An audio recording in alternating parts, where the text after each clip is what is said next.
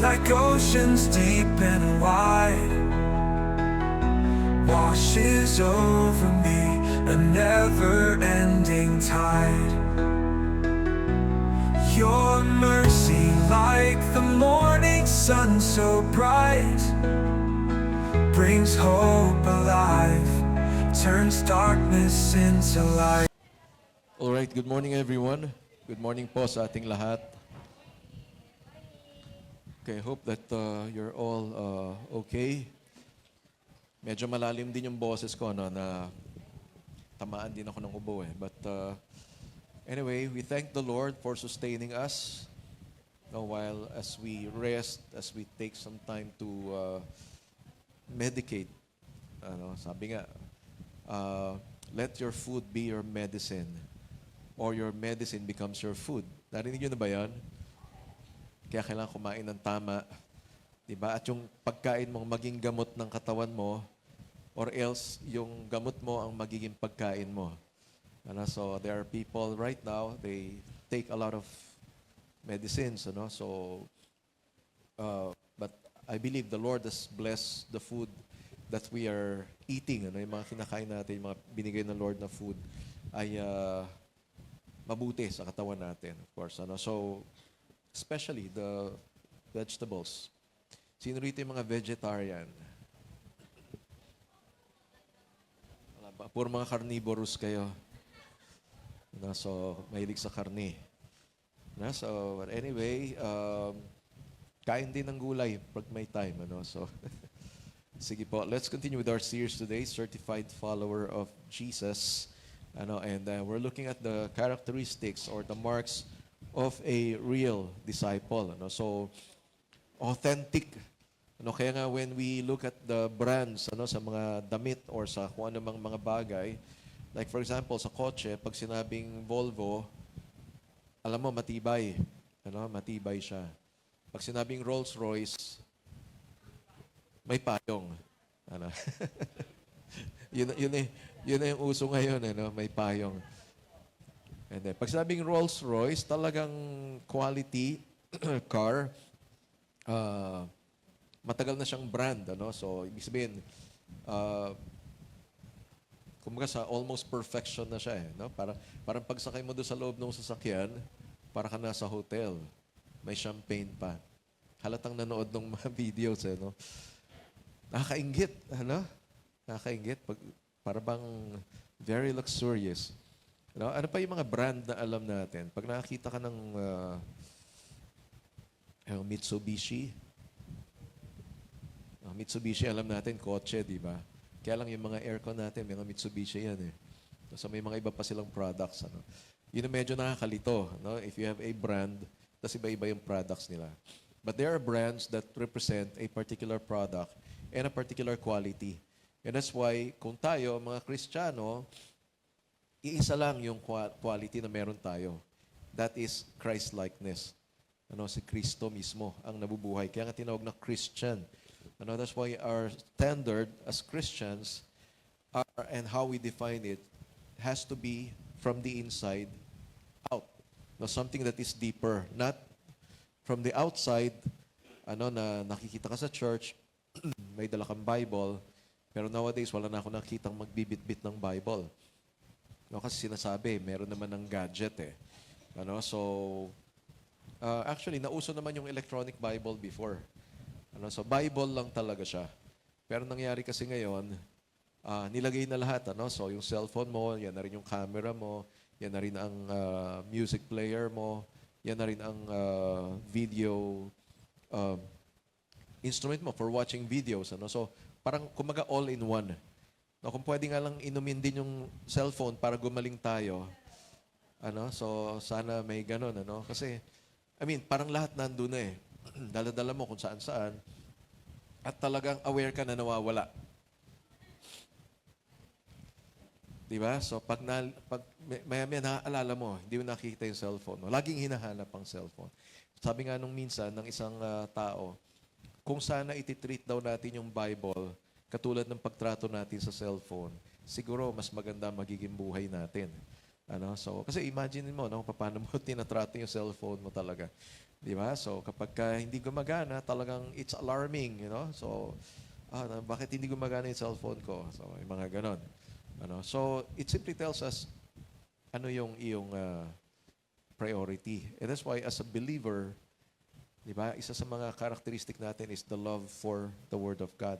Although, wala yun sa pag-uusapan natin, matatouch lang naman siya as we go along. So, it has to be deeper from within. And whatever is deep within, lumilitaw siya on the outside. Kaya, yung pagiging Kristiyano, hindi siya tinatawag na kailangan maging trying hard ka. Hindi mo kailangan maging trying hard sa pagiging Kristiyano kasi it will come out naturally. So, hindi natin kailangan manggaya, hindi natin kailangan whatever. So, kasi it will show off. It will come out. Okay, so that's why tingnan natin yung mga napag-usapan natin. So, the first week we talk about the transformed life and it all starts with the cross. We need to go to the cross. We need to carry our cross and remember the cross for continuous transformation. Kung gusto natin magbago yung buhay natin, we have to maintain going to the cross. Ibig sabihin, we go to Jesus Christ every day. Because at the cross is where it all started. Yung victory na napanalunan ng Panginoon, it's actually on the cross. Okay? Excuse me po. Okay, the second week na pinag-usapan natin, a life of prayer. Actually, pinag-usapan pala ninyo kasi wala ako noon. Nandito si Sis Marivic that time, shared about prayer, about the prayer of Jabez. Wala namang masama humingi sa Lord ng blessing. So, the same way, si Jabez, alam niya yung kanyang destiny and he prayed, Lord, that you will bless me indeed, that you will enlarge my territory and let me not cause any harm. Kasi yung pangalan niya is pain. Yung Jabez means pain. And you can actually alter yung direction ng buhay mo sa pamagitan ng prayer. And at the same time, pwede mo rin alter yung buhay mo sa pamagitan ng mga decision na gagawin mo. And that's why when you decide to pray, then your life will turn to the right direction. So again, it involves our decision. And then last week, we talked about a life of obedience. And we learned that there's a price to pay, cost to count, counting the cost and paying the price. So bilang Kristiyano, kung talagang gusto mong magbago ang buhay mo, it will cost you something. And that's why you have to pay the price. Handa kang pagbayaran kung ano yung dapat mong pagbayaran sa pagsunod kay Kristo para talaga magbago.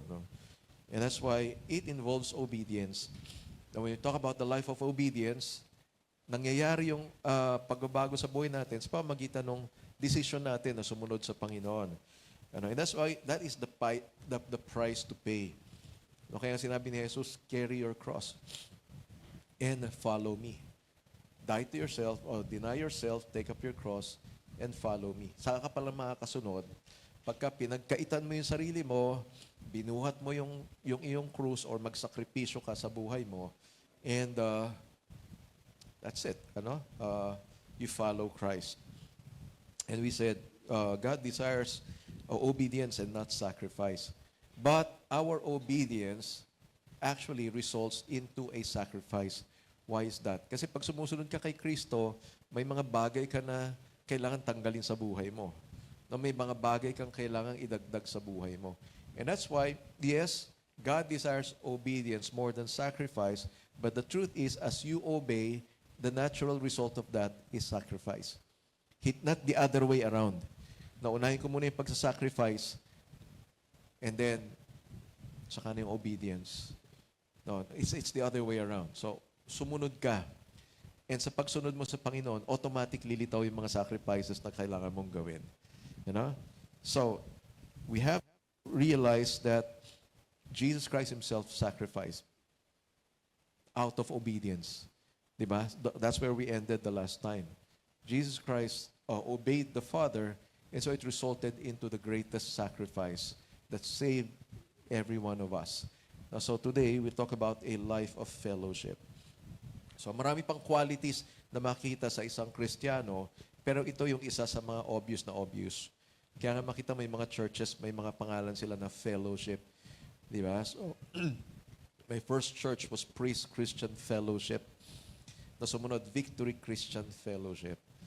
So yung His Grace, Christian Ministries, but deep within that is fellowship. No, Jesus is Lord, fellowship.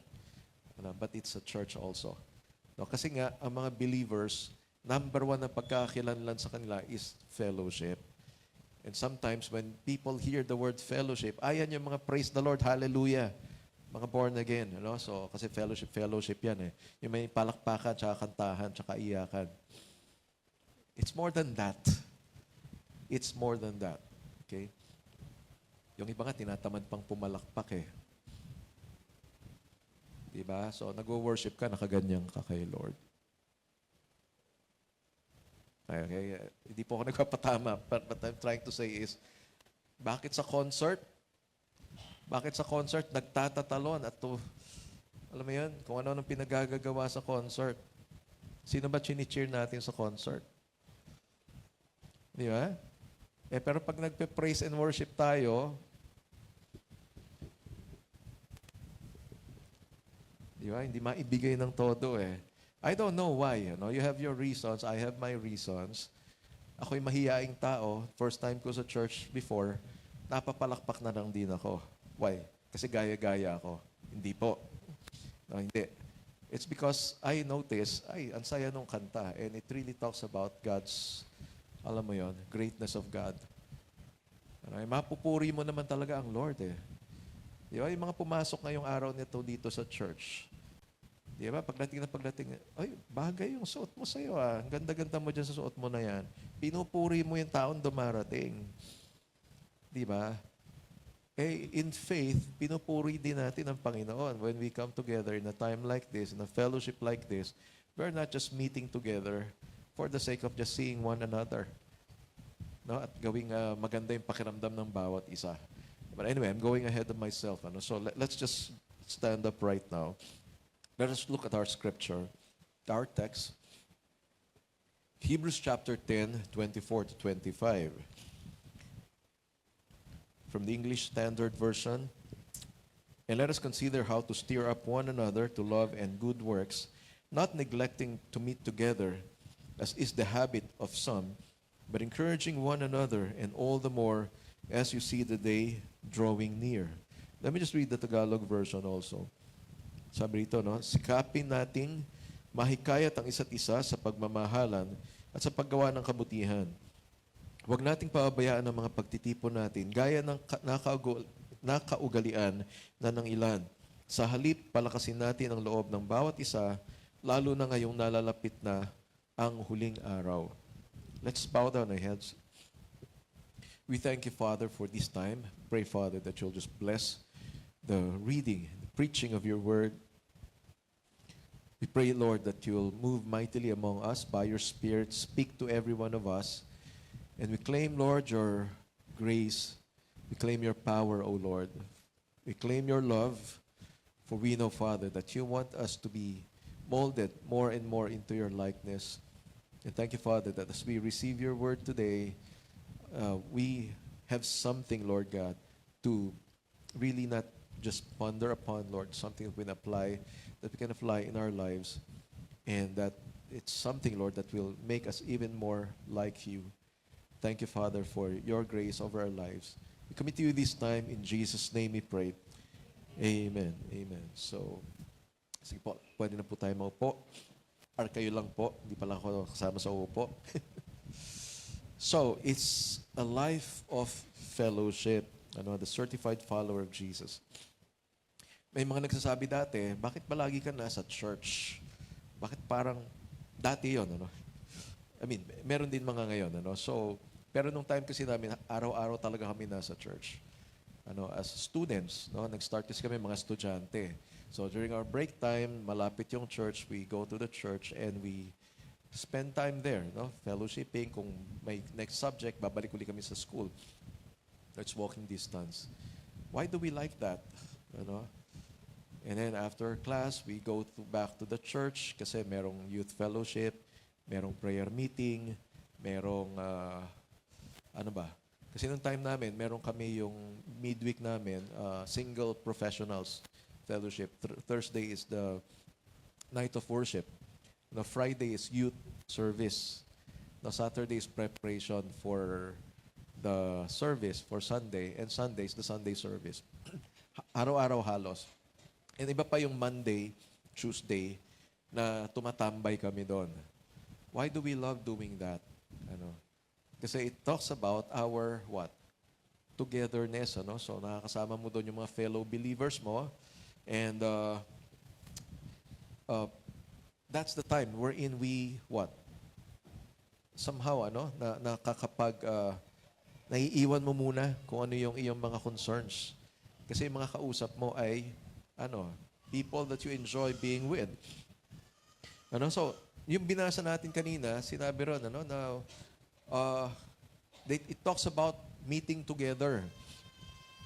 No, so, but before that, let me just tell everyone that the book of Hebrews was written to encourage the believers during that time. So, ano yung encouragement ng binibigay nitong letter na to or itong book na to? That's because the believers during that time were actually experiencing the worst persecution. Ano, ito yung mga panahon na yung mga Kristiyano ay sinusunog, pinapakain sa leon, hinahunting sila. Ito yung time ni Emperor Nero wherein, ano, so sabi nga, pagkagabi na, pasok siya ng Colosseum, ang gagawin niya ay ipapako yung mga Kristiyano doon sa krus, yung daan, papasok ng Colosseum, sisilaban yung mga Kristiyano. So gagawin niyang human torch, papasok doon sa Colosseum or okay sa garden niya. Ano? So, yung mga Kristiyano ang ginagawang ganon, ano? Entertainment, no? Pinapakain sa leon in the Colosseum, dati mga gladiators, pero there came a time na yung mga Kristiyano mismo, no? Ang pinapakain nila sa leon. Ano? And we're not experiencing that right now, but the thing is, as they were persecuted, the more they grew in number. Yun yung amazing dito. Habang napapersecute sila, habang pinapatay sila, lalong dumadami yung mga Kristiyano that time. In countries where Christianity is restricted, habang kinukulong yung mga Kristiyano, habang may napapatay na Kristiyano sa ibang bansa, lalong lumalaki yung mga churches. Ano? So, ano kaya meron doon sa persecution at bakit dumadami sila? Ano, dito sa Pilipinas, wala namang persecution na katulad ng ganon, and yet you will see churches hindi ganun ka-explosive ang growth. Kaya kung minsan, kailangan yata persecution para para lalaki. But anyway, yun lang naman yung observation. Kasi that's what happened to them. During the Pentecost, they enjoyed the coming of the Holy Spirit. Sa isang preaching ni Peter, 3,000 kaagad yung na-save. And the church grew in number. Lumaki na lumaki. But they stayed in Jerusalem. Pero nung sabi ng Lord, you will receive power when the Holy Spirit comes on you, and you shall be my witnesses in Judea, in Jerusalem, Judea, Samaria, and to the ends of the earth. Ibig sabihin, simula sa Jerusalem, punta kayo ng Judea, then punta kayo sa Samaria, palayo ng palayo, hanggang sa buong mundo. But what happened is that they stayed in Jerusalem. And para kumalat sila, inallow ni Lord ang persecution. Acts chapter 1 verse 8, no, sinabi ni Lord na, you shall be my witnesses in Jerusalem, Judea, Samaria, and all the ends of the earth. And then in Acts chapter 8 verse 1, nagkaroon ng persecution. Why is that? Para kumalat yung mga Kristiyano. And that's where the gospel spread in other countries, in other parts of the world. And yung persecution, napakalaki nung effect niya. But for these believers, the Hebrews, so itong book of Hebrews na to is addressing believers who are getting discouraged, getting tired, na kailangan silang i-encourage. Kailangan silang i-remind about what Jesus did.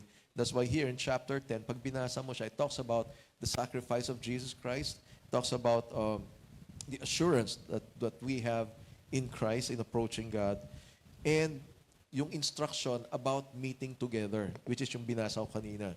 Now, God desires His followers to fellowship, first of all, to fellowship with Him, and then to fellowship with one another. Kaya nga yung command na to love God above all else, ang karugtong niya is to love your neighbor as yourself. And of course, the very first people na mamahalin natin ay yung mga kapatiran natin dito sa church. Take note, kapatiran, hindi kapatiran. So, napapatid ka. No? Kasi gali naman kasi nito eh. Diba? So, napapatid ako eh. So, of course, may kapatiran at meron ding kapatiran. Anong gagawin natin doon? It's obvious, it will happen. Mangyayari talaga siya. No, because fellowship is about relationships. Now, first, our relationship with God, and then our relationship with one another. I'd like to share with you a very interesting study that connects our relationship with long life. Okay, so yung professor namin sa school noon, sa Alliance Graduate School, Family Ministry, pinost niya ito sa group chat namin. And amazing yung finding. So, nakabasa niyo ba? Sabi diyan, Carl Dawson's post. So, Carl Dawson. Ito ba yung nasa Titanic? Dawson din yun, di ba? Ay, hindi. Si Jack pala yun. Si Carl ito. So, sabi rito, it wasn't diet. It wasn't exercise. In a long-term study that tracked thousands of adults, Harvard scientists discovered that the number one predictor of long-term health wasn't tied to physical habits at all. It was the strength of your relationships. Close social bonds with friends, family, or community had a stronger effect on health outcomes than smoking, obesity, or genetics. People with strong connections lived longer, had fewer chronic illnesses, and showed better mental resilience as they age. Loneliness, on the other hand, was dangerous as smoking 15 cigarettes a day. The findings shocked many in the medical field, but confirmed a deep truth. Humans are wired to connect, and health depends on it. Kamusta naman ang mga relasyon natin? Ibig sabihin, pagka pala puro away-away tayo, madadali ang buhay natin. Pagka puro stress tayo sa mga kasamahan natin sa bahay, pare-pareho tayo madadali. Yun yung sinasabi nito. Yung EFT na nakasulat dyan, EFT means Emotion Focused Therapy. Kung minsan kasi, para maayos tayo, or makorek yung buhay natin, tinitingnan yung emotion natin kung kumusta ba. Bakit mo ba naramdaman kasi yon? Ano ba kasing ginawa sa'yo at naramdaman mo yan? Ano kaya yung pwede mong ibang maramdaman kung sakali at titingnan mo yung sitwasyon uli? That's why in psychology, meron ding tinatawag na re-experiencing the pain. Na part ng therapy is re-experiencing the pain. Babalikan mo yung nakasakit sa'yo na sitwasyon. And from there, look at it from a different perspective. And that's where the healing will come from. Kung minsan kasi, kailangan umusog ka muna. Wala naman ako kahulugan, Tapos tingnan mo yung mas malawak na itsura. Diba? Kaysa yung sobrang lapit mo doon sa sitwasyon and focus ka doon sa sitwasyon. And yung emotion mo, unguarded ka na. So, emotions, relationships are very important. We are created for relationships. Kaya nga nung pandemic, tumaas yung kaso ng mga mental health problems. Why? Kasi sineparate yung mga tao, stay at home. I experienced staying at home for 2 months, March, April. 3 months, May. So yung labas is very limited. Di ba? Kung may bibilin ka lang, tas may ID ka, saka ka lang makakalabas. Pag wala kang ID, hindi ka pwedeng lumabas. So, anong ginawa ninyo nung stay at home? Anong ginawa nyo? Luminis ba yung bahay nyo nung pandemic? Parang hindi rin yata, no? Kasi kami hindi eh. Nilibot ko yung bahay namin, no, for 3 months. And of course, hindi naman ganun kalaki yung bahay namin. So, but ibig sabihin, paikot-ikot ka lang doon sa loob ng bahay. And while you're doing that, I have experienced that, Sabi ko, pwede palang mag-walking dito sa loob ng bahay, So, I count my steps. Mula pala doon sa grill nung hanggang doon sa may lutuan namin, nasa mga 30 steps. 30 steps. So, sa dalawang balik, 60 steps. Sa tatlong balik, 90 steps. No, kababalik-balik ko, naka 5,000 steps ako during the pandemic. So, why am I saying this? Habang naglalakad kasi ako, nag-iisip ako, sabi ko, ano kaya itong nangyayari sa amin? And then by the time inallow, lumuwag ng konti, na-lift yung, yung lockdown, we had the chance to visit some people. Alala ko, birthday ni Rio yun. Hindi pa pwede mag-celebrate ng birthdays. What she did, nagluto siya ng pansit, tapos dinala na namin doon sa mga malalapit sa amin. Huwag kayong magalit kung hindi kayo napuntahan kasi bawal nga lumayo eh. Kaya sinabi ko, malapit lang sa amin, sa area namin. And that's why, guess what? How it feels. So, naalala ko, pumunta kami kina Ate Lisa noon eh. Nagbaling pa kami. Bumaling pa tayo sa kanila noon.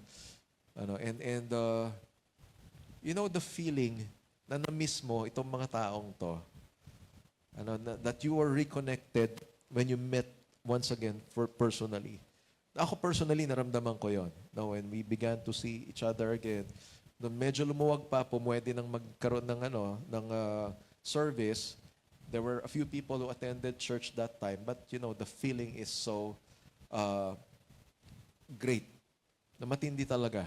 So, and that's why we are created to connect with one another. And that's why as believers, lalo na.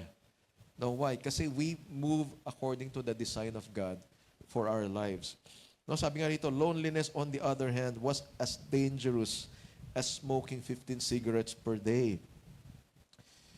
So, ibig sabihin, pag ina-isolate mo yung sarili mo, which is usong-uso ngayon, okay, pagka meron kang nararamdaman na hindi okay, isa-shutdown mo yung Facebook mo. Hindi ka makontak. You isolate. It's as if it's your own world na walang pwedeng pumasok sa mundo mo na yon. That's even more dangerous. I tell you, doon nagmumula yung mga nagsusuicide. The more they isolated themselves, the more they think about their pain, the more they, alam mo yon, yung they magnify. I mean, I'm not trying to say here na ini-invalidate natin yung nararamdaman. I mean, it's so prevalent nowadays. Yun yung word ng mga kabataan ngayon eh. Affirmation. Yung validation. Di mo alam ang nararamdaman ko. Well, hindi mo rin alam ang nararamdaman ko. Diba? So magkaalaman nga tayo. Ano bang nararamdaman mo? Bakit ka ba nagkakaganyan? Diba mas mabuti yung ganon? And when we begin to understand what's happening to each one of us, then we can pray, then we can help one another. Ang problema lang kasi ngayon, napakadaling ma-misunderstood. Yung caring, nami-misunderstood siya as hate. Diba? Sharing the gospel is hate speech nowadays. Why? Because you're confronting people of their sins. I mean, I love you so much that I don't want you to go on with your sin.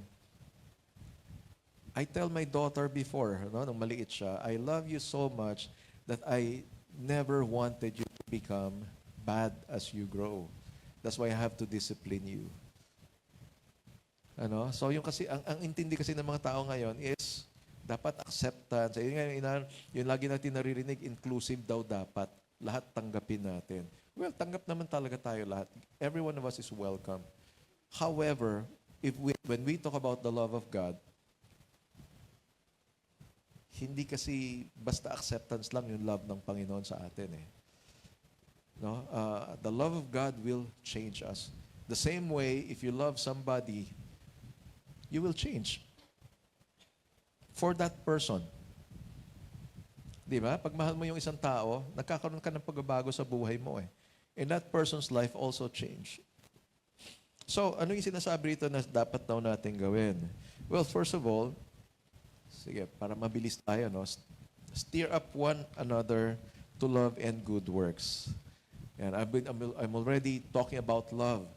Ano? Sinabi diyan, stir up one another to love and good works. So Hebrews 10:24 says, and let us consider how to stir up one another to love and good works. Ano? So that's the instruction.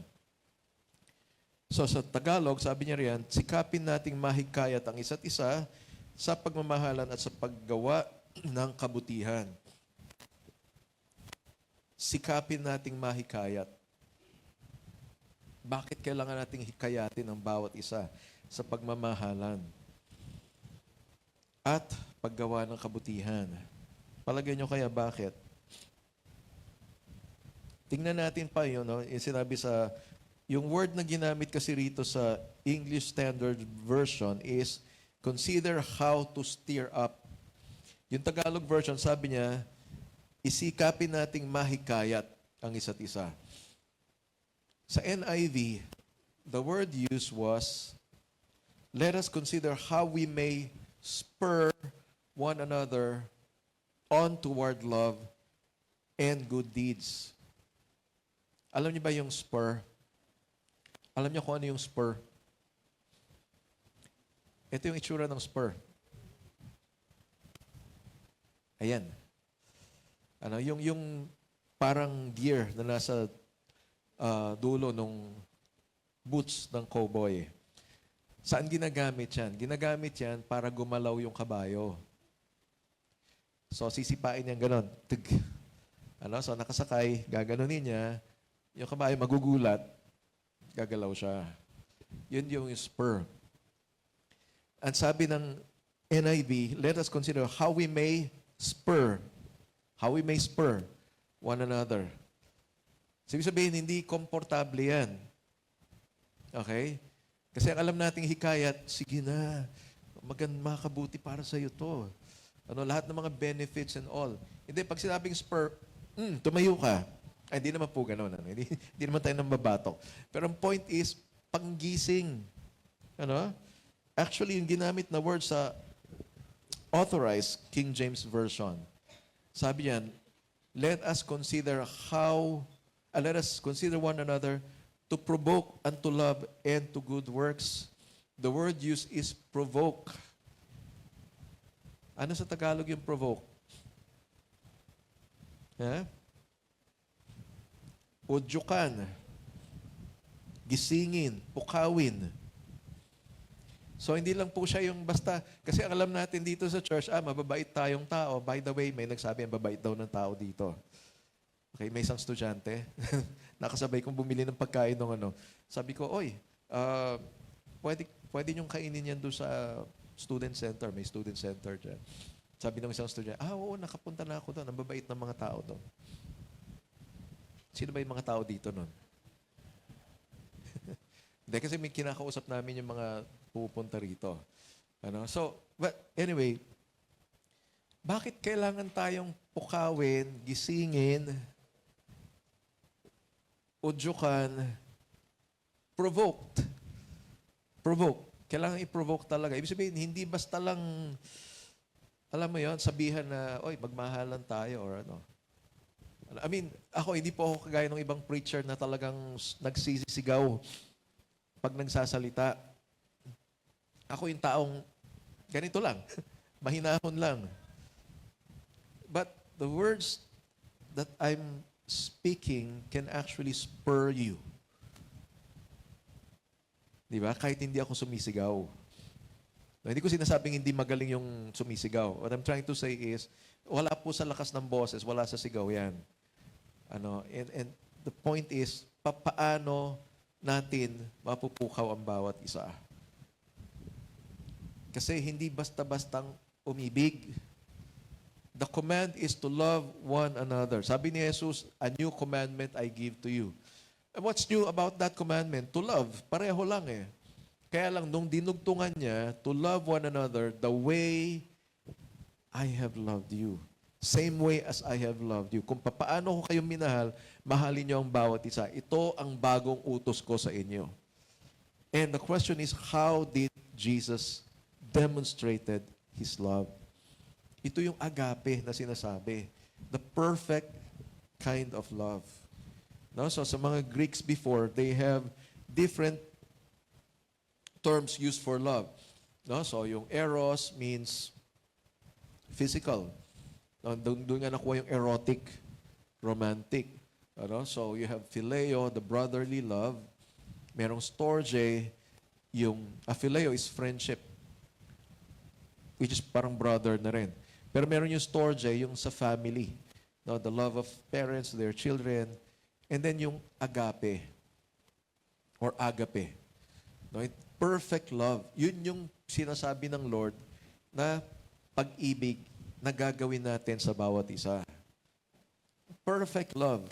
No? Kaya sa mga families, ang daming nasisira, ang daming hindi magkasundo, it's because probably nandun tayo sa level nung storge or sa mag-asawa, eros. I mean, as long as you look good, as long as romantic tayo, okay tayo. But agape is so perfect, wala siyang pakialam kung ano itsura mo. So kaya nga doon sa mga kinakasal, diba? Sabi nga, ang mga babae daw ay napakaganda on the day of their wedding, sa kanilang wedding gown. Kaya lang the next day, hindi na makilala nung groom kung sino ba itong babaeng to. Parang hindi ito yung pinakasalan ko kahapon. Ba't ibang-iba yung itsura niya ngayon? Di ba? Ang tanong, yun bang pinakasalan mo yung ganda lang niya? Di ba? You see, love is so perfect that it is unconditional. Walang condition. Di ba? Kaya sinabi na, I will love you if. It says plainly, for God so loved the world that He gave His one and only Son. Walang sinabing condition doon kung bakit ka mamahalin ng Diyos. In the same way, we spur one another to express the same kind of love. Kahit ganyan yung ugali mo, sabi ng Lord, mahalin daw kita eh. Tara, attend ka. At nang tayo ay makapag-fellowship. Pero sa totoong buhay, ano nangyayari? Ayoko makita yung tao na yan. Di ba?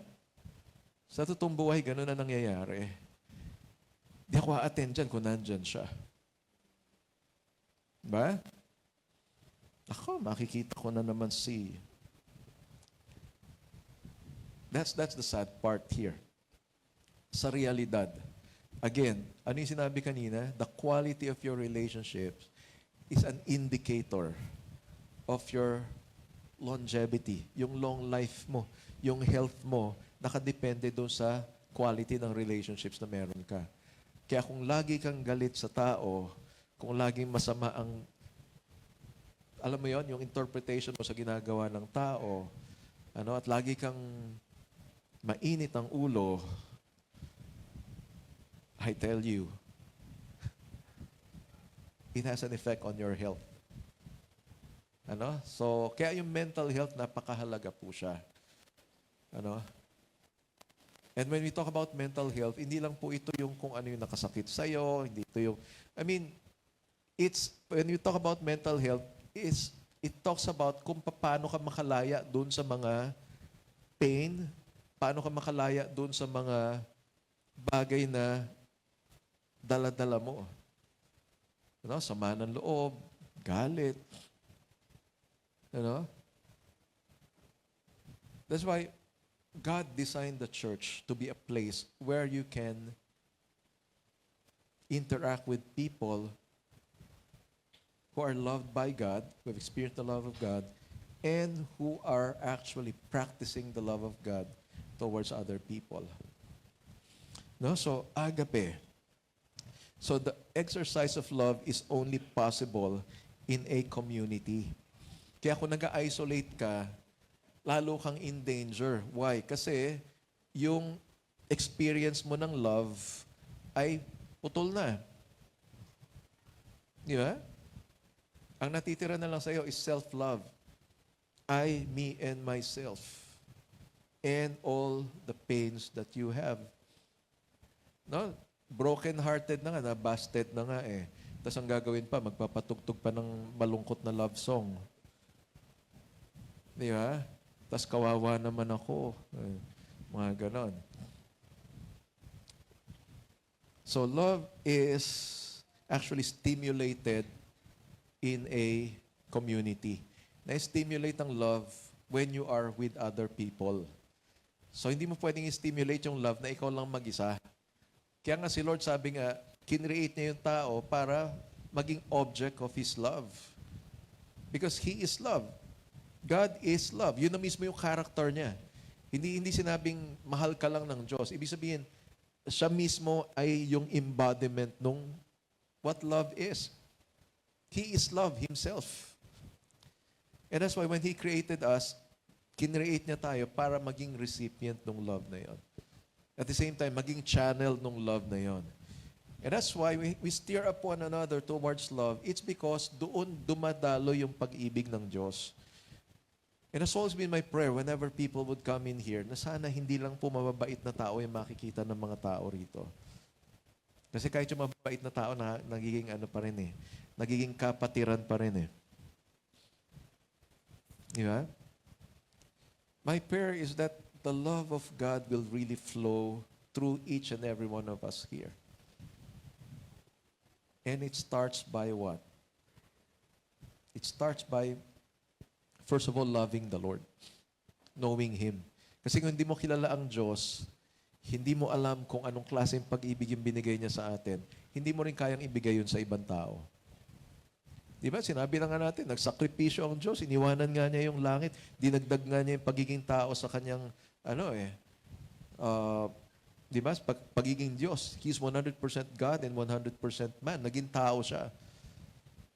Ginawa niya na itong mga bagay na ito eh. And that's who He is. He prayed for those who are killing Him.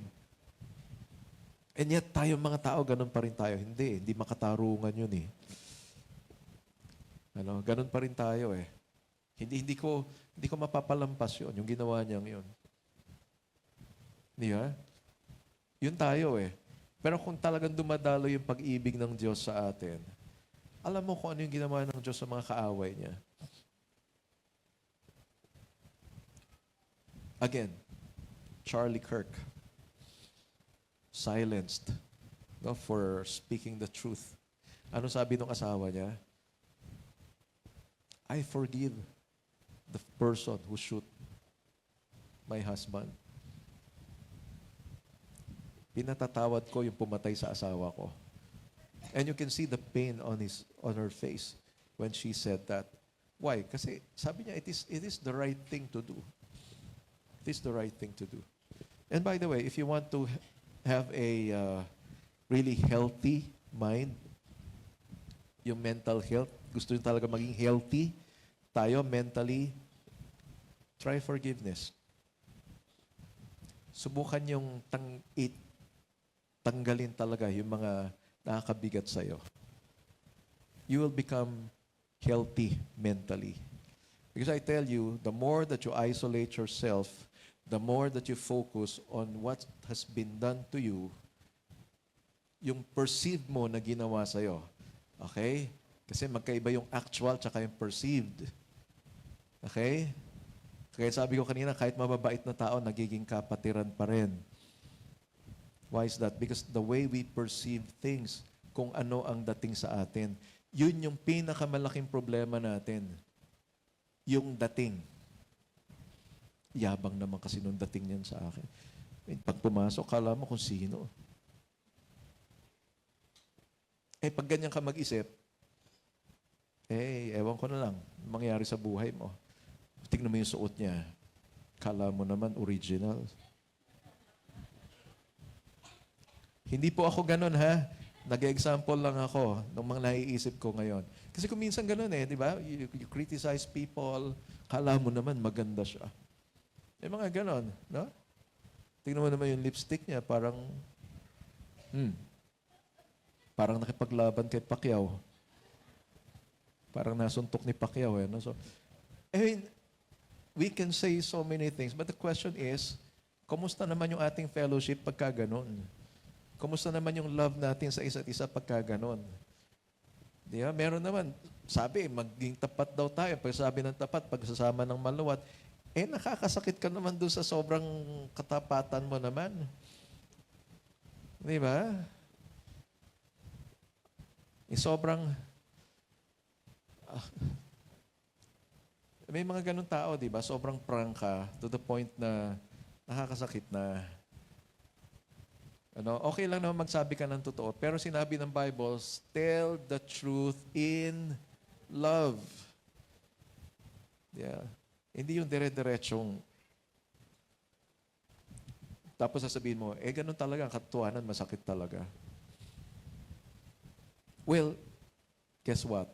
Kaya nga sinabi ng Lord, di ba, gawin mo sa kapwa mo yung mga bagay na gusto mong gawin nila sa'yo.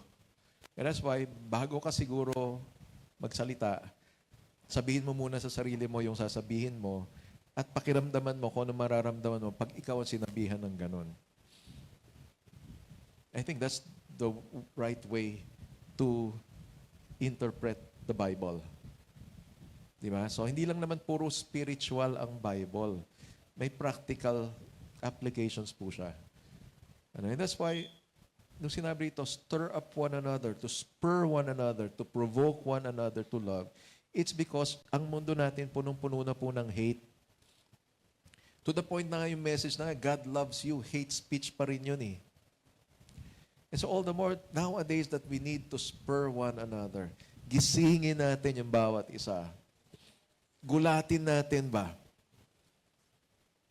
Excuse me, baka naman masyado ka ng focus sa sarili mo. Ang pag-ibig ay hindi naman focus sa sarili. Kung ikaw nakafocus sa sarili mo, ang tawag dyan ay selfishness. Sa mundo natin ngayon, di ba, sinasabi self-love, self-love. Huwag mong ibigay lahat, magtira ka ng sa sarili mo. Si Jesus, binigay niya lahat kung may tinira kaya si Jesus, baka hindi tayo maligtas. Di ba, yun yung mga naririnig natin ngayon. Magtira ka ng para sa sarili mo. Hindi ko alam kung paano gagawin yun na magtitira ka ng para sa sarili mo. Because you know what? If you really love the same way Jesus loved, mas magiging joy sa'yo yung pagbibigay.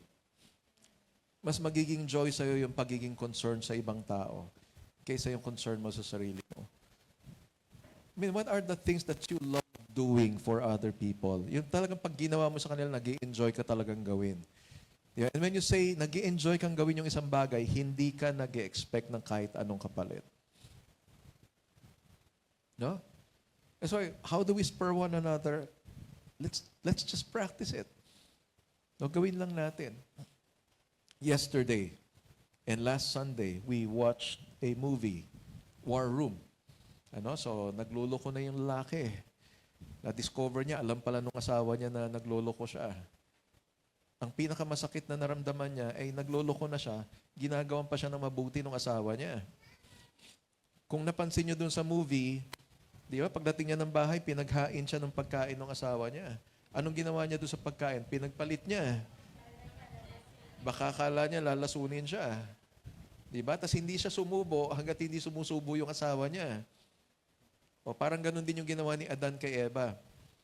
Di ba si Eva, siya yung sinabihan ni Satanas, pag kinain mo yan, hindi kayo mamamatay. So si Adan nandun lang, naka-observe lang siya. Nung kinain ni Eva yung prutas, walang nangyari, hindi siya namatay. Kaya ano sabi ni Adan? Sige, pahingi na rin ako. Although hindi yun na sinabi sa Bible. Anong sinabi sa Bible? The woman gave to her husband who was with her. Kasama niya si Adan nung time na tinutokso siya. And si Adan walang ginagawa. Another problem. Kaya kahapon, sabi ko sa mga women natin, mag-pray talaga kayo para sa mga kalalakihan natin. No? Pag-pray ninyo, yung mga kalalakihan natin, mapukaw din yung damdamin nila. Magising din. Di ba? Why? Kasi napakagulo ng mundo natin ngayon. No, napakagulo ng mundo natin. And the thing is, we need to understand what love really is para mapukaw natin ang bawat isa. Because there was somebody, sabi niya ganun, kung talagang mahal mo lahat ng tao, dapat inclusive ka, wala kang tinatanggal, wala kang tinataboy. Wala naman tayong tinataboy. In fact, we welcome everyone. The problem is, kung ang intindi mo nung included ka, welcome ka rito, pwede mong gawin yung mga bagay na gusto mong gawin na hindi nakakalugod sa Lord, hindi tayo magkakasundo. No? Yes, God loves you, but He loves you so much, He doesn't want you to remain the same person. And if you want to look at love, sinabi ng 1 Corinthians 13, love does not delight in evil, but rejoices with the truth. Yun po yung klase ng pag-ibig na sinasabi ng Panginoon. Kapatid, mahal na mahal kita, kaya lang hindi kita pwede pabayaan na ganyan eh. Paano ba kita matutulungan para mabago yung buhay mo? Ay, pakialamero ka pala sa church na to, pinapakialaman pala ang buhay dito. Hindi na ako attend dito sa church na to. Kaya medyo nag-iisip din ako, baka kaya maraming wala dito eh. I tell you, kung ganito ang maririnig mo talaga, hindi talaga tayo dadami. Hindi naman tayo talaga nagpapadami. Ang gusto natin mangyari yung mga tao ay talagang tunay na ibigay yung buhay nila sa Panginoon, tunay na magbago talaga sila. We're not here to fill this place with attendees. Hindi ko po sinasabing baliwala yung mga wala dito. What I'm trying to say is, you just don't know how I personally feel kapag wala yung mga tao dito. Now, when we are doing something here that we all are learning together, tapos may mga nakaka-miss ng mga na-experience natin, nakakalungkot siya.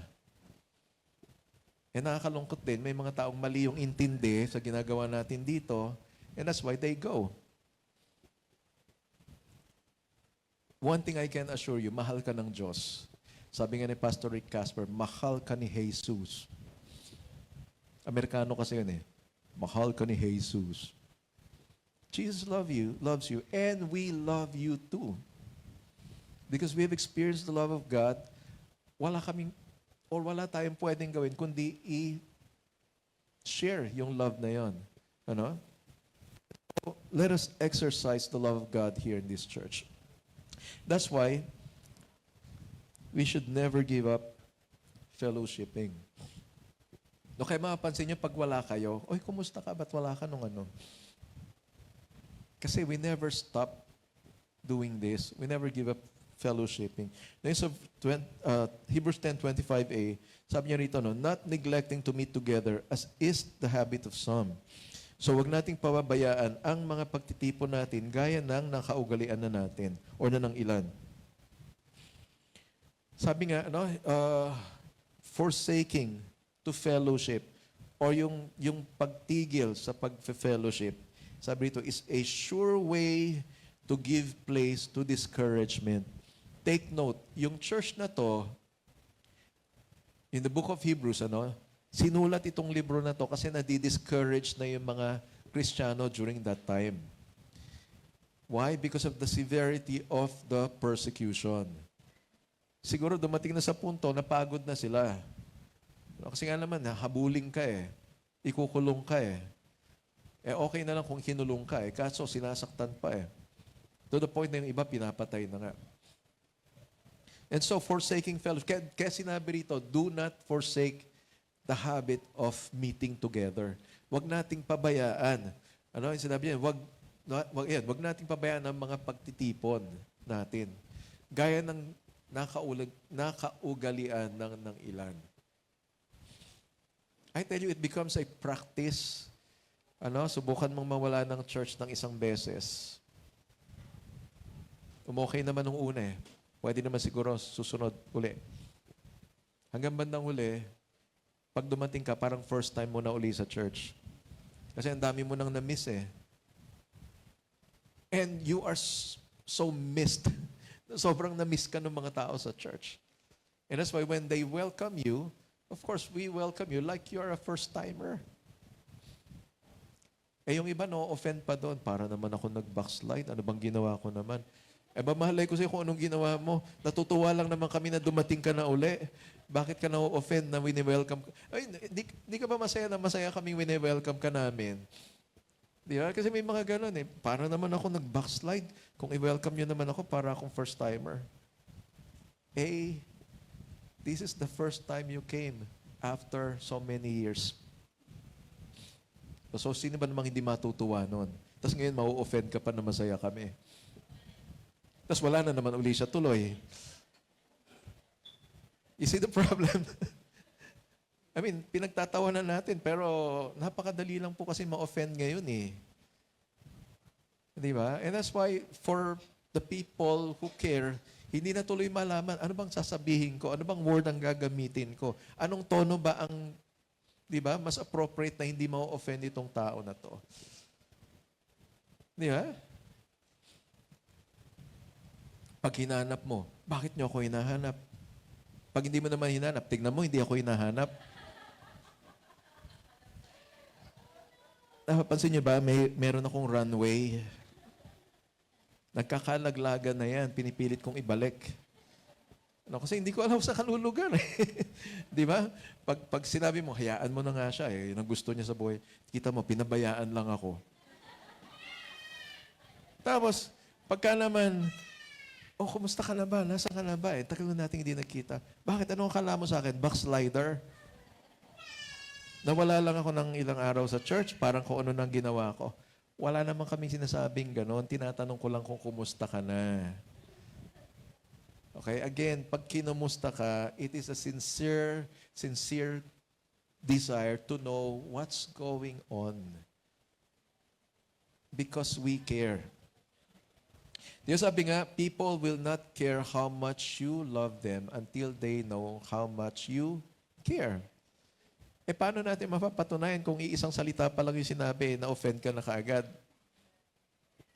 We wanted to show you how much we care. Oh, anong gagawin natin?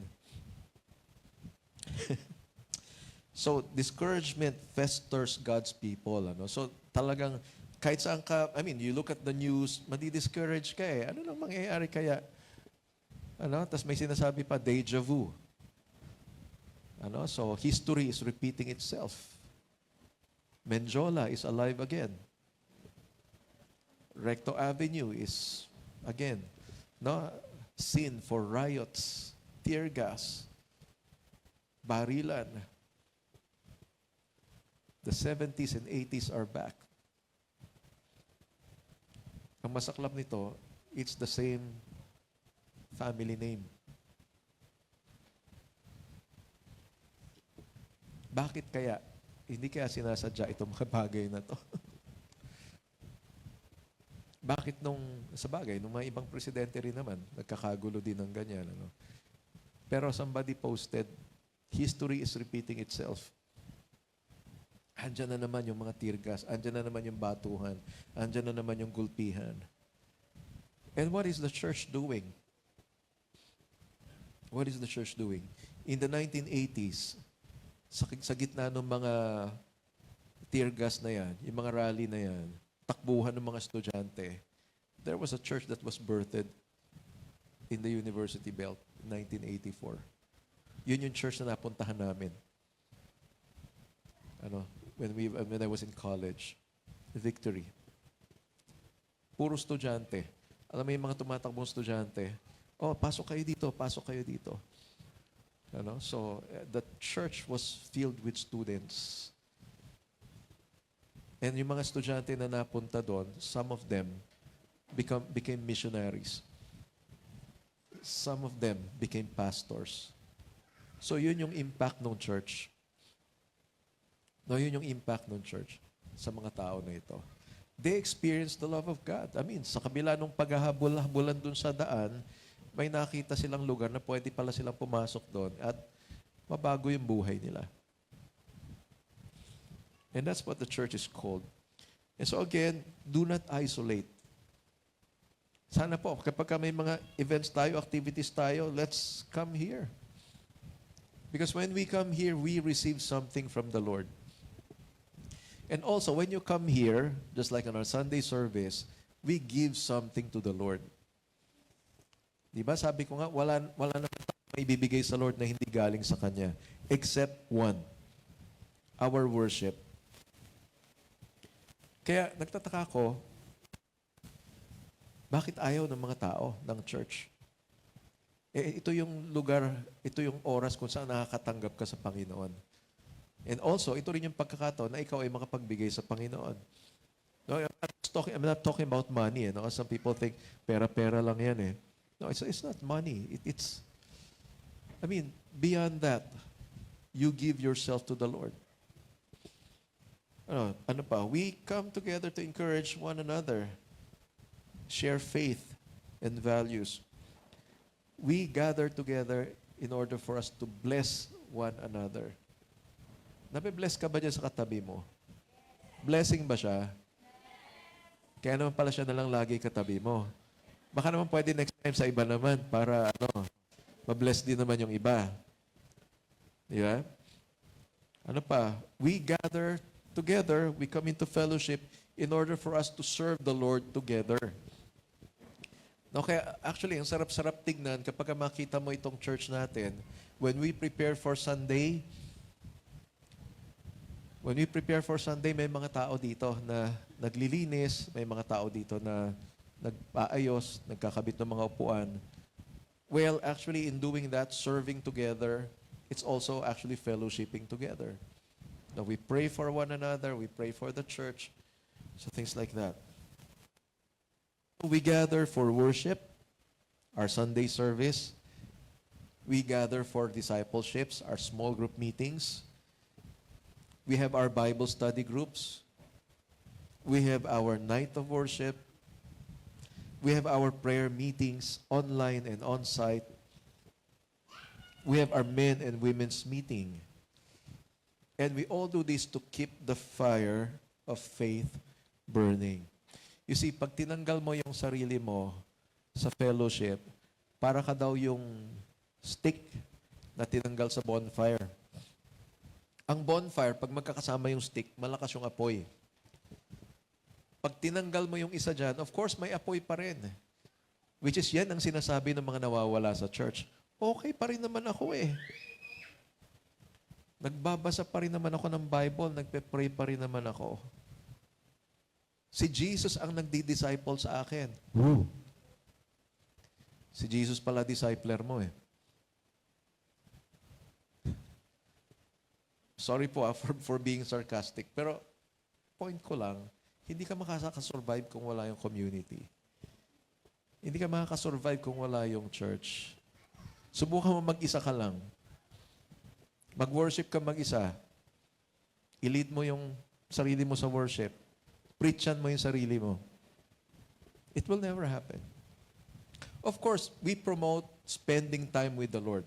Personally, mag-spend time ka, mag-pray ka, magbasa ka ng Bible in the privacy of your whatever place that you have chosen. Pero, kinreate tayo ng Lord to connect. And if you lose that connection,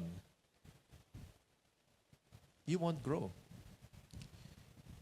We come together to keep the fire of faith burning. Pag naputol na yung connection na yon, you know what happens? Unti-unti nawawala yung fire. Kaya nga, meron nga mga cases na akala ng mga tao, okay pa sila. Okay pa naman ako eh. Kahit ginagawa ko to ginagamit pa rin naman ako ni Lord.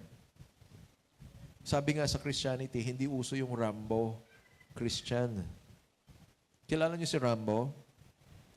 Sipin mo, ang daming kalaban, siya lang mag-isa. Buhay pa rin. Pag siya bumarel, patay yung kalaban. Pero yung maraming kalaban siya binabaril, hindi tumatama kahit isa. Hindi po nangyayari sa totoong buhay yon. Hindi nangyayari yon. Yung Lone Ranger nga, tinawag siyang Lone Ranger, pero meron siyang sidekick. Si Tonto. No? So hindi yung Lone Ranger, hindi siya mag-isa. Ganon din si Rambo, hindi rin siya mag-isa. Kailangan niya rin yung tulong ng ibang tao. Ano? So, I hope you will not be deceived. No? Wag tayong ma-deceive dun sa kasinungalingan na yon. No, na okay pa rin naman ako eh. Parang ito yung itsura ng isang trend. No, alam niyo yung trend dati, di ba? Ang pinaka anong tawag ng fuel ng train yung coal. Di ba? So, uling. Eh, pinifeed yun, sinusunog yon para tumakbo yung trend. Pag naubos na yung uling na yon, I tell you, kung mabilis ang takbo ng trend, tuloy-tuloy pa rin ang takbo niya. Kahit wala na siya nung fuel. Yun yung tinatawag na momentum. No, minsan, yung mga Kristiyano, akala nila okay pa sila, pero hindi nila alam, tumatakbo na lang sila because of momentum. Okay lang naman ako kahit wala ako sa church. Kamusta naman yung mga relationships mo? Kamusta naman yung iyong Bible reading? Kamusta yung trabaho mo? Kamusta yung relationship mo sa asawa mo, sa anak mo? Okay pa rin naman. Hanggang kailan okay? Kasi yung trend na wala ng fuel, wala ng coal, darating yung panahon, hihinto din siya. Hihinto at hihinto din siya. Kahit hindi mo tapakan ng preno, hihinto siya. Why? Kasi ubus na eh. Wala nang power yun eh. Tumatakbo pa rin eh. Di ba? Pero, pag wala na yung momentum, yung gravity, yung speed, yung weight ng trend, eventually hihinto yung trend. And I tell you, wag mong sabihing okay ka lang kahit wala ka dito. Well, maring okay ka sa ibang bagay, pero spiritually, how are you? Spiritually, how are you? Yeah, may narinig ako nung minsan hinihikayat na bumalik sa church. Sabi ba naman yan bang church ninyo ay kaya kayong bigyan ng sasakyan? Yan bang church ninyo, bubuhayin ba kayo niyan?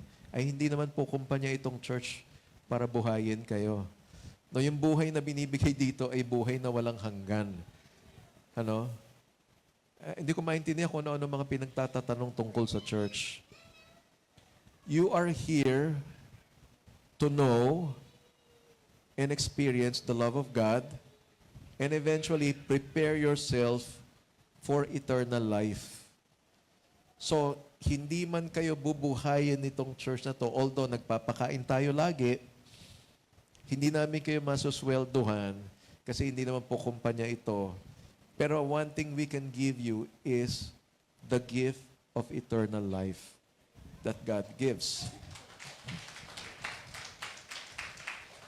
Yun po yung gusto nating maranasan ng bawat isa. Hindi po dito yung pinag-uusapan natin. Ang pinag-uusapan natin ay yung sa kabilang buhay. Yun po yung pinaghahandaan natin.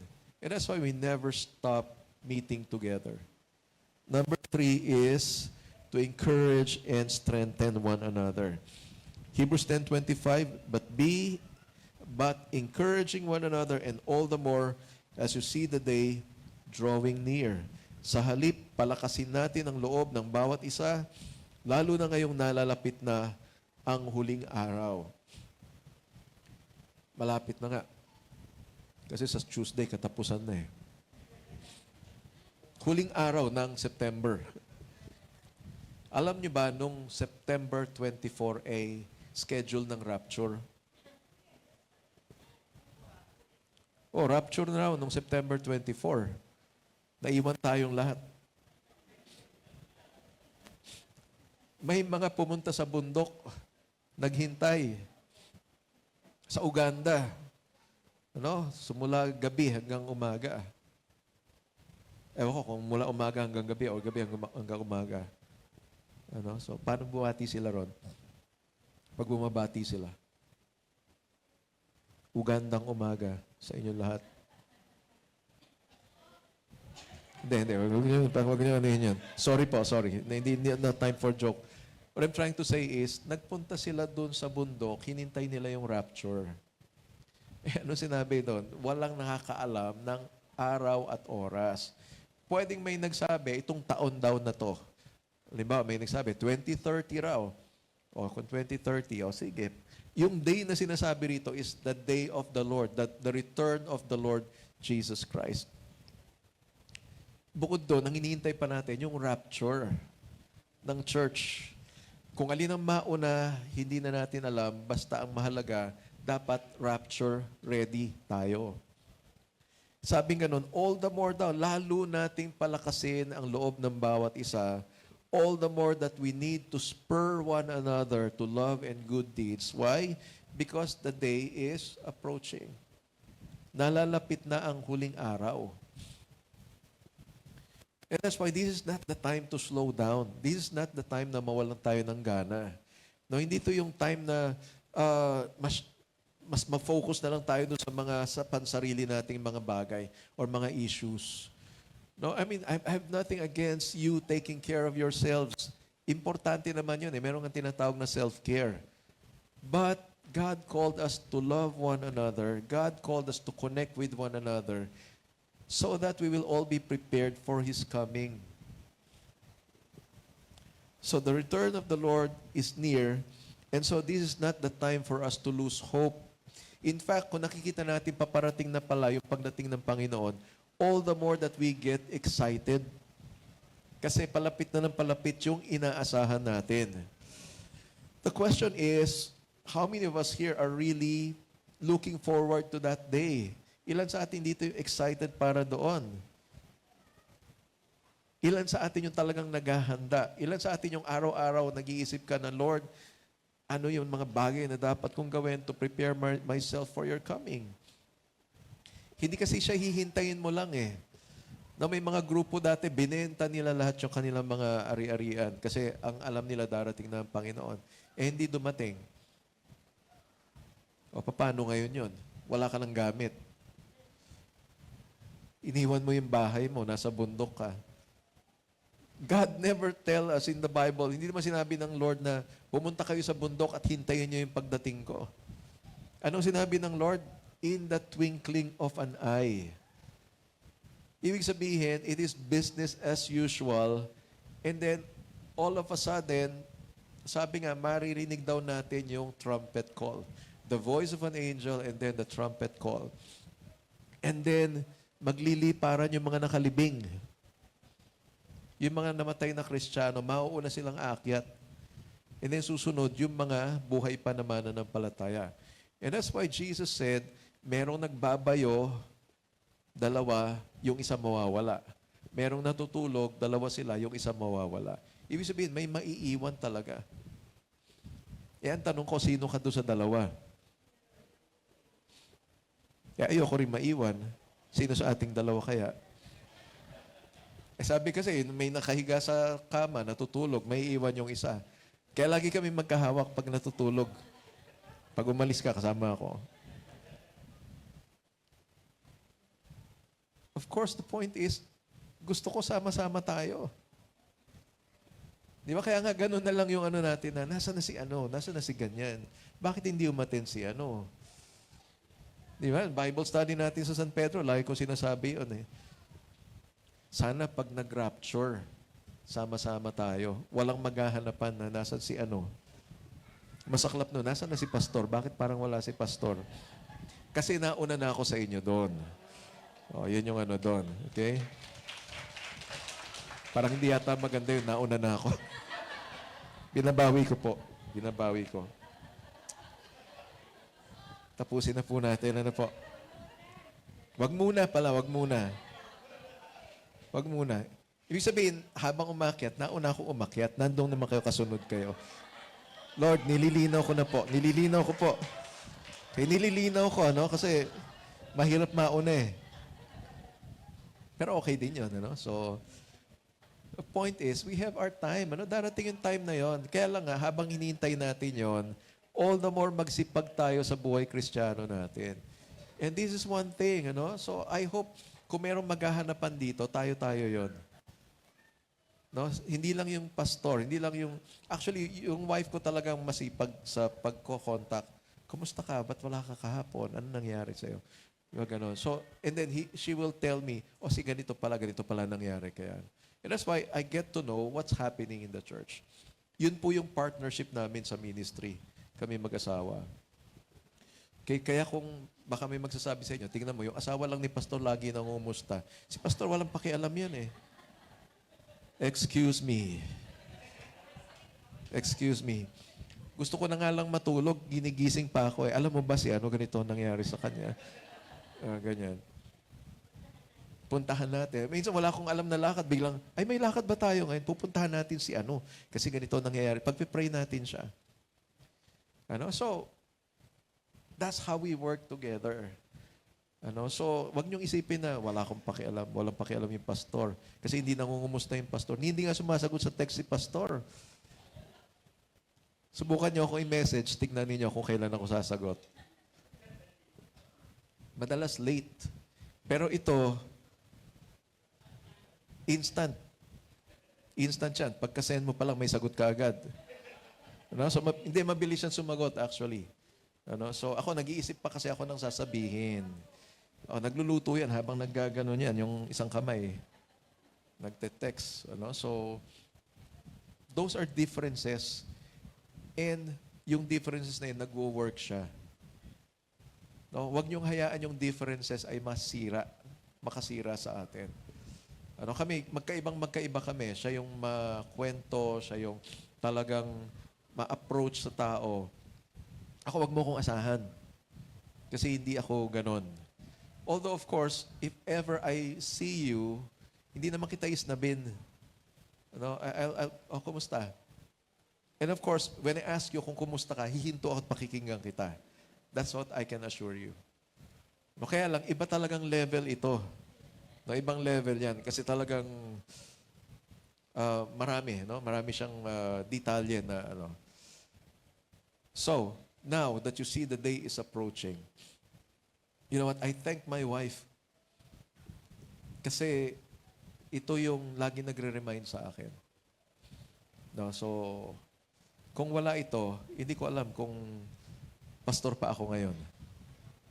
So, we need one another. We need one another. Now that you're beginning to see, now that you're beginning to see the finish line, sorry. May picture ba ako dyan nung yung tumatakbo? Oh no. Hindi pala nasama. Actually, I have a picture dito sa notes ko. Alam niyo ba yung mga runners, pag tumatakbo sila, pag nakikita na nilang malapit na sila sa finish line, doon nila ibinubuhos lahat yung lakas nila. Talagang kaya nga sabi ni Paul, I strain towards the goal. Yung as in, nauuna yung katawan nila papunta doon sa finish line. Why? Kasi finish line na eh. Doon na nila ibubuhos lahat ng lakas nila kasi malapit na yung finish line. You know what? The coming of the Lord is our finish line. Makakatawid ba tayo? Makakatawid ba kayo? Ikaw ba makakatawid ka ba? Pag nandyan na yung finish line. Or iba yung tatawiran mo. I saw a video of a runner. Hindi ko lang kasi makita kung saan siya. Number 1 na siya. Siya yung nauuna. So, habang tumatakbo siya, I think it was marathon, may mga hagad, may mga ambulance. Siguro, para kung ano mangyari, merong first aid. So, tumatakbo siya, sinusundan niya yung ambulance, yung hagad na escort. Nung nakita nung ambulance, tsaka nung hagad na malapit na yung finish line, lumiko na sila para yung runner sa first place, dumire-diretso sa finish line. Alam niyo ang ginawa nitong runner na to? Sinundan yung hagad tsaka yung ambulansya. So lumiko din siya. Hinabol niya yung ambulansya tsaka yung hagad. So yung number 2 na nasa likuran niya, dumire-diretso doon sa finish line. So in the end, natalo siya. Ang tanong ko sa atin, sinong sinusundan mo? Anong sinusundan mo? Baka imbis na doon ka sa finish line mapunta, doon ka sa U-turn pala. Pabalik ka pala. No.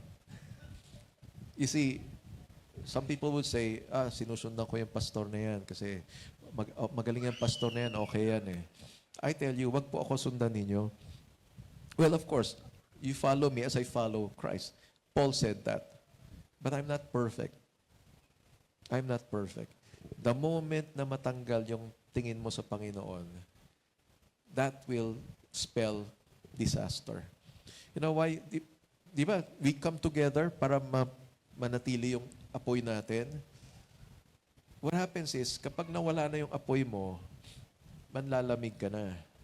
At pag nanlamig ka na, that's what you call burnout. Dito ka na makakaramdam na nakakapagod naman yung ginagawa dito. Dito ka na makakaramdam na bakit wala namang ibang tumutulong? Parang kami lang natin gumagawa ng mga bagay dito. Once you remove your focus on the Lord, you begin to see so many things. No, itong mga taong to, tignan mo, imbis na tumulong, wala namang ginagawa. Ako, lagi ako nandito sa church. Lagi akong present sa mga gawain. I mean, that's how you will begin to think kung hindi ka na nakatingin sa Lord. Kasi kung nakatingin ka sa Lord at naglalagablab yung apoy mo, it doesn't really matter. Kahit ikaw na lang mag-isa nagmamap dito. Kahit ikaw na lang mag-isa yung nagsiset up ng mga upuan dito. Ikaw na lang bumibit-bit ng mga cover table, yung seat cover natin. Ikaw na lang mag-isa yung naglalagay ng mga, mag-isa ka nagwawalis, nag-scrub ng CR. It doesn't really matter anymore. We can name some people here. But to give honor to whom honor is due, yung ating mga senyoras, led by Ate Ellen. Si Ate Ellen, 70 flat. Bumubuhat po yan. 500 pounds. Ay, hindi. Hindi po siya weightlifter. Ibig sabihin, binubuhat niya yung mga, lahat ng gawain dito, sometimes mag-isa lang siya. Si Maricel, minsan darating kami, wala nang gagawin kasi tinapos niya na. So may mga ganong tao dito. No? So, you know yourself. Wag po niyo akong sisihin kung hindi ko kayo ma-mention. But, of course, people here, yung mga pagka nag-dawn watch tayo, they're here. Si Ate Ellen, nandito rin sila. We come here, focus on the Lord. No, so, kaya, sa ganitong pagkakataon, kung hindi ko man ma-mention yung pangalan nyo, it doesn't really matter. Si Lord na nakakita sa inyo No, kasi ang mas hinahanap natin, yung papuri ng Diyos sa atin kaysa yung papuri ng tao sa atin. Now, of course, masarap naman yun, di ba? Mapapurihan ka ng tao. Pero iba pag si Lord ang pumuri sa'yo.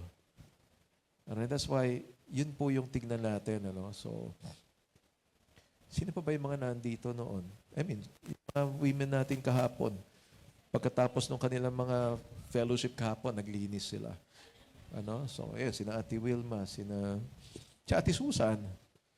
Pagkatapos ng mga ilang araw na mga kaso, puro kaso ang hinahawakan yan. Although hindi siya attorney, pero may mga iba-ibang experiences. No? She still comes. Si Ate Wilma din, lalo na. Etong si Ate Wilma talagang sa sobrang init nito hindi pa man kami nakakagalaw, patay na lahat yung mga rito Nabunot na yung mga saksaka, napatay na yung mga ilaw. Teka muna, hindi pa tayo tapos mag-fellowship. So, mabilis gagalaw yan. So, you know what? Again, fix your eyes on the Lord. Ano yung ginawa ng mga disciples nung early stage nila? Acts 2:42-47. And they devoted themselves to the apostles' teachings and the fellowship, to the breaking of bread and the prayer. And awe came upon every soul, and many wonders and signs were being done through the apostles, and all who believed were together and had all things in common. Verse 45, and they were selling their possessions and belongings and distributing the proceeds to all as any had need. And day by day, attending the temple together. Take note, day by day, attending the temple together and breaking bread in their homes, they received their food with glad and generous hearts. Verse 47, praising God and having favor with all the people.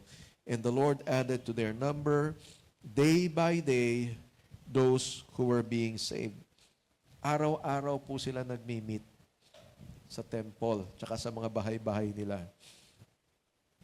Basahin ko lang po yung Tagalog version. Sabi rito, naging masigasig sila sa pag-aaral ng mga itinuturo ng mga apostol, sa pagtitipon bilang magkakapatid, sa paghahati-hati ng tinapay, at sa panalangin. Maraming himala at kamangha-manghang ginawa ang Diyos sa pamamagitan ng mga apostol. Kaya namuhay ang mga tao ng may paggalang at takot sa Diyos. Maganda ang pagsasamahan ng mga mananampalataya. At pinag-isa nila ang kanilang mga ari-arian para makabahagi ang lahat. Ipinagbili nila ang kanilang mga lupa at mga ari-arian at ang pera'y ipinamahagi nila sa kanilang mga kasama ayon sa pangangailangan ng bawat isa. Araw-araw nagtitipon sila sa templo at naghahati-hati ng tinapay sa kanilang mga bahay. Lubos ang kagalakan nila sa kanilang pakikibahagi sa pagkain at palagi silang nagpupuri sa Diyos. Nagustuhan sila ng lahat ng tao. Araw-araw ay dinaragdag sa kanila ng Panginoon ang mga taong kanyang inililigtas. Ang resulta po ng fellowship ng mga believers ay salvation to those who are around them. Na sinabi nga rito na nagustuhan sila ng lahat ng tao. No? And that's why here in this place in our neighborhood, nakakatuwa lang, no? Nakasama na natin si Nanay Bolet, no? Si Mami Juliana. They're here. No, ang goal natin po ay maging blessing dito sa neighborhood na ito. No, nakakalungkot naman na may church tayo, nandito yung church, pero wala kahit isang kapitbahay ang uma-attend. Di ba? And that's why, let us first fellowship with the Lord, and then let's fellowship with one another. In closing, Hebrews 10:19, ito yung sinabi, 19-22. Therefore, brothers, since we have confidence to enter the holy places by the blood of Jesus, by the new and living way that He opened for us through the curtain that is through His flesh. And since we have a great high priest or a great priest over the house of God, let us draw near with a true heart in full assurance of faith, with our hearts sprinkled clean from an evil conscience and our bodies washed with pure water. Let me just read the Tagalog version. Kaya nga mga kapatid, malaya na tayo makakapasok sa pinakabanal na lugar dahil sa dugo ni Jesus. Sa pamamagitan ng paghahandog ng kanyang katawan, binuksan niya para sa atin ang bagong daan patungo sa pinakabanal na lugar na nasa kabila ng tabing. At ang daang ito ang nagdadala sa atin sa buhay na walang hanggan. At dahil mayroon tayong dakilang punong pari na namamahala sa pamilya ng Diyos, lumapit tayo sa Kanya ng may tapat na puso at matatag na pananampalataya dahil nilinis na ng dugo ni Jesus ang mga puso natin mula sa maruming pag-iisip at nahugasan na ang mga katawan natin ng malinis na tubig. What I'm trying to say here is, Ginawa na po ni Kristo lahat para maging realidad yung ating fellowship sa Kanya. Because our fellowship with the Lord will result into our fellowship with one another. Hindi po tayo pwedeng mag-fellowship na masasabi natin na talagang beneficial sa atin kung hindi tayo una muna nakikipag-fellowship sa Panginoon. And as I mentioned a while ago, ginawa na ng Panginoon Iniwan na nga niya yung kanyang trono Dinagdag niya na sa sarili niya yung pagiging tao. And that's why, bilang tao, naranasan niya kung ano yung dapat na maranasan ng isang tao. No, pagkagutom, pagkapagod, pagkauhaw. Of course, nagalit din siya, pero yung galit niya ay banal na galit. Kung nasaktan kayo, nasaktan din siya. Physically, emotionally. Nasasaktan ng Panginoon kapag pinipili ng tao na lumayo sa Kanya. So, in other words, para magkaroon tayo ng fellowship sa Kanya, siya mismo yung umabot sa atin. And so, imagine how much He has to suffer in order for us to be connected to Him. But then again, it's our choice. No? Choice po natin kung tayo po ay kukonect sa Panginoon. And kung ganito nag-suffer ang Panginoon, how much are we willing to suffer? Anong pwede makahinder sa'yo from coming to our fellowship? Ano yung mga bagay na pumipigil sa'yo? Yung mga wala kaya dito ngayon, ano kaya ang pumigil sa kanila para makapunta sa fellowship na to? Of course, we do everything we can to understand one another. No, minsan may mga hindi talaga maiwasan. Minsan may mga biglang darating na bisita. Hindi ka makaalis, may dumating na bisita. But guess what? Hindi naman po pag-compare, but just an example lang. Testimony lang po. Nung kaming dalawa ay mag-asawa, walang bumibisita sa amin ng linggo. Alam kasi nila kung nasaan kami pagka-linggo. Alam nila na wala kami sa bahay. Alam nila na sa church kami. So, a lot of times people would ask, nasa bahay na ba kayo? Saka lang sila pupunta. Ugali natin mga Pilipino, dumarating tayo unannounced. Di ba? Minsan pupunta tayo, hindi tayo nagsasabi doon sa pinupuntahan natin. Kaya minsan, may mga pumupunta, na-discover nila, wala pala kami. So, we've set our Sunday for the Lord. So, ang question ko sa atin, ano yung makakahinder kaya sa'yo from accomplishing this? Kasi I have seen so many a reason. Kaya lang, kung lagi tayo may reason para hindi maka-attend, may problema tayo.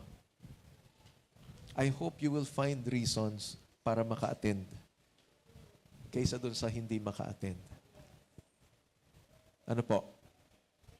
Do we agree on that? Kasi sabi nga, di ba, pag ayaw, marami kang maidadahilan Pero pagka gusto mo talaga, marami kang paraan para makarating. Di ba? So can we all stand up right now? Tayo po tayo lahat. Tayo po tayo lahat as we end this service, or as we end this time, as we pray. First of all, I'd like to ask, how are you? How are you with the Lord? Kumusta ang relasyon mo sa Panginoon? How close are you with the Lord? Gaano kalalim yung iyong relasyon sa Panginoon? You just answer that right where you are. And let's take this time to really talk to the Lord. Kamusta yung relasyon mo sa Panginoon?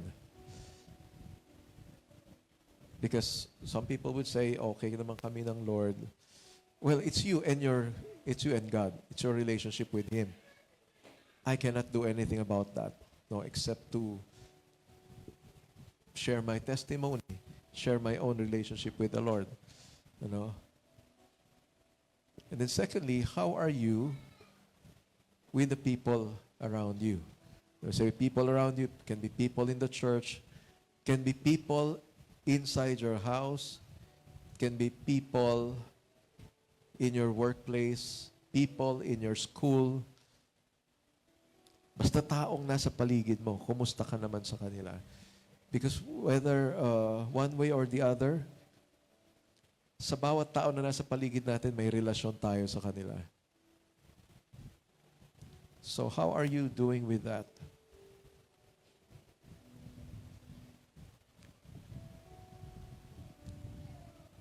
The only time that relationships and fellowships are destroyed is when we start looking at ourselves and not una muna sa Panginoon. And then pangalawa doon sa mga kapwa natin. The reason why relationships are destroyed, it's because people are becoming more self-centered. Because love is other person-centered. Kaya nagkakaproblema tayo.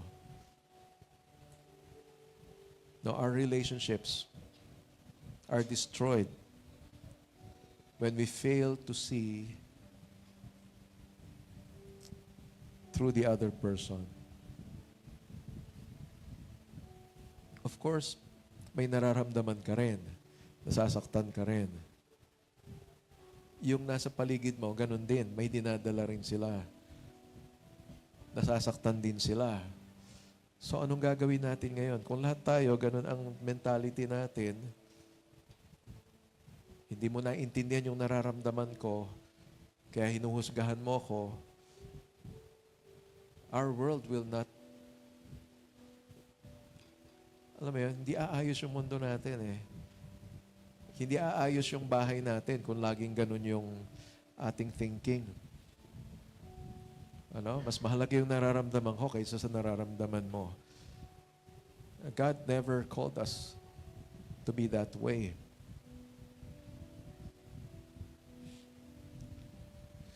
May mag-asawa, no, sabi niya gano'n, yung babae, nag-isip siya ng ireregalo niya sa asawa niya, kaya lang wala siyang pera. Yung lalaki naman, ganun din. Nag-iisip siya ng ireregalo niya sa asawa niya, pero wala din siyang pera. And each one thought about how and what to give to sa asawa. So ang ginawa nung babae, dahil mahaba yung buhok niya, pinagupitan niya. Yung ginupit na buhok niya, binenta niya. At binambili niya ng regalo para doon sa asawa niya. Yung asawa naman, yung kanyang belt ay may gold buckle.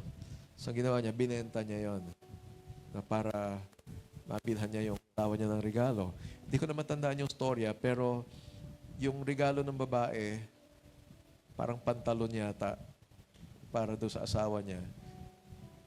Eh, wala na siyang belt kasi nabenta na. Yung lalaki naman, bumili siya ng parang pang-ipit yat or suklay. Eh, pero hindi naman wala ng buhok. Maigsi na yung buhok ng asawa. Magagamit pa rin. What I'm trying to say here is this. Each one made the sacrifice. Each one is thinking about the other. I think magiging maganda po yung buhay natin when we do that. Paano ko ba mabibless itong tao na to? Kaysa doon sa hindi na ako natutuwa sa nangyayari dito. Ano, ako na lang lagi, ako na lang lagi, ako na lang lagi. Now, when we think that way, we're being self-centered. Now, we think about the people around us. And I believe the grace of God will flow. We will be able to love unconditionally. We will be able to love the way Jesus loved us, which is the new commandment that He gave. Love one another just as I have loved you. That is the new command. Kung paano tayo inibig ng Diyos, ganun daw natin mahalin ang bawat iba. Can we just pray right now? Sige po, mag-pray lang po tayo. Lord God, we thank you once again, Lord, because you love us. Salamat, Panginoon, na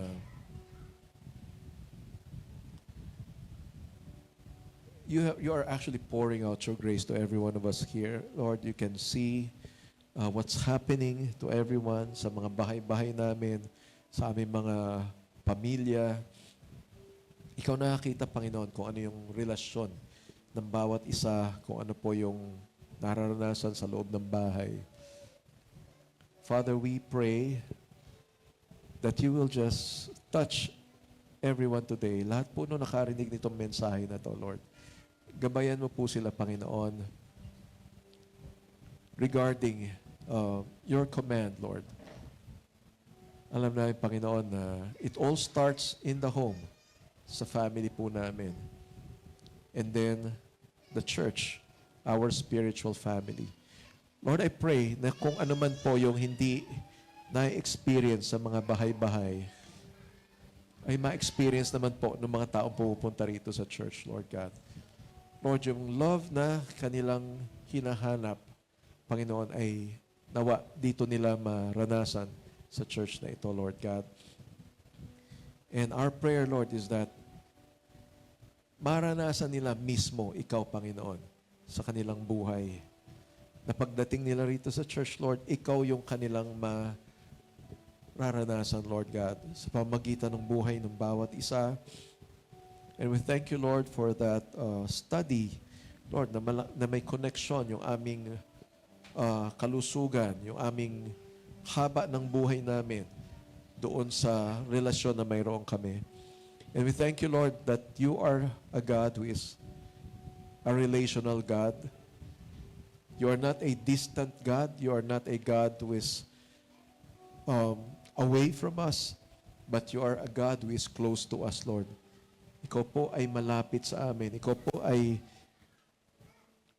madali lang naming lapitan, madali lamang tawagin.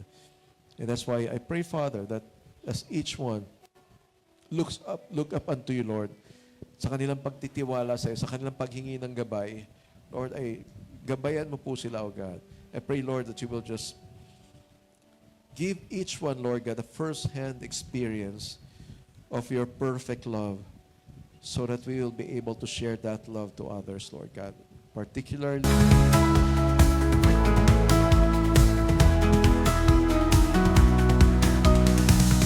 In the wonders of creation, your majesty revealed. Mountains high, valleys low, your power unconcealed.